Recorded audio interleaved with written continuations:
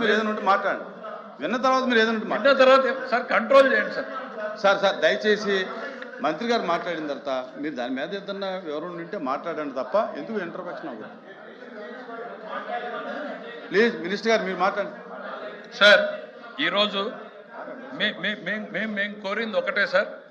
నేను నిన్న కూడా మిమ్మల్ని రిక్వెస్ట్ చేశాను సార్. ఏమని సార్, ప్రభుత్వం స్వచ్ఛందంగా స్టేట్మెంట్ ఇస్తుంది, స్టేట్మెంట్ మీద డిస్కషన్ మీరు అలౌ చేస్తే మీరు అలౌ చేసినంతసేపు మాట్లాడడానికి సిద్ధంగా ఉన్నాం. నేను సభలో కూడా ఈ విషయాన్ని చెప్తాను అనేటువంటిది కూడా మీ దృష్టిలో కూడా తీసుకొని వచ్చాను. అయితే బిజినెస్లో చూసిన తర్వాత సాంప్రదాయానికి భిన్నంగా అధ్యక్ష ఇవాళ షార్ట్ డిస్కషన్ని ముందుకు లిస్ట్ చేశారు, తర్వాత స్టేట్మెంట్ ఇచ్చారు అధ్యక్ష. ఆ తర్వాత స్టేట్మెంట్కి రిలవెన్స్ ఉండదు అధ్యక్ష. ఇంకా ఒకసారి షార్ట్ డిస్కషన్ ఇచ్చి దాని మీద ప్రభుత్వం రిప్లై చెప్పిన తర్వాత మంత్రి గారి స్టేట్మెంట్కి రిలవెన్స్ అనేది ఇంకేం ఉండదు అధ్యక్ష.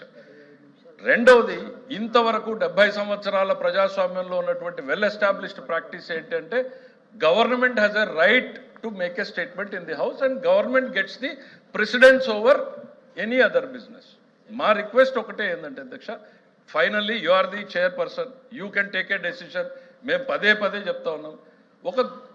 ఒక చారిత్రాత్మక తప్పిదానికి ప్రొసీజరల్గా ఈ సభ వేదిక కాకూడదు అనేటువంటిది తమరి దృష్టిలో పెడుతున్నాను సార్. మీరు స్టేట్మెంట్ అలౌ చేయండి, మంత్రి గారు 5 నిమిషాలు 10 నిమిషాలు చదువుతారు, దాని మీద మీరు అనుమతించినంతసేపు డిస్కషన్ ఇక్కడ జరుగుతుంది.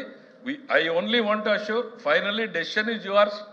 ఒక చారిత్రాత్మక తప్పిదం ఈ సభలో జరగకూడదు. అది నేను మాట్లాడినే ఉండే ప్రొసీజర్ గురించి ఆయన మాట్లాడినప్పుడు నేను మాట్లాడతాను. I'm here. Chairman is the. ఇప్పుడు మంత్రి గారు ప్రొసీజర్ గురించి సభ యొక్క విధి విధానాల గురించి మాట్లాడారు. నాకు ఉండేటటువంటి అవగాహన నేను రిప్లై ఇచ్చుకోవాలి. నేను రిప్లై ఇచ్చింది మీకేమి? మీరందరూ చైర్మన్లు అయితే ఎట్లా? సార్ చైర్మన్ గారికి విశేష అధికారాలు ఉన్నాయి.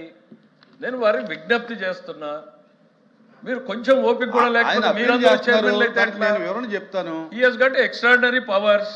దాన్ని ఎవరు కాదనలేదు. మేము ఒకటే కోరుతా ఉన్నాం, when the government is voluntarily coming forward, when there is no other intention behind this, government wants to discuss on this issue, మీరెంతసేపు అనుమతిస్తే అంతసేపు చర్చించడానికి సిద్ధంగా ఉన్నాం అనేటువంటిది గవర్నమెంట్ తరఫున చెప్తున్నాం. అయితే ఒక బ్యాడ్ ప్రెసిడెన్స్ ఈ రోజు ఈ సభలో ఎందుకు వెళ్ళాలి అనేటువంటి ఒక సదుద్దేశంతో మీ ముందు పెడుతున్నాను సార్. మీరు యూ టేక్ ఏ డెసిషన్. మీరు లేదు ఇట్లానే జరుపుతాను అని అంటే దాని మీదనే చర్చిద్దాం. లేదులే వాళ్ళు కూడా మేము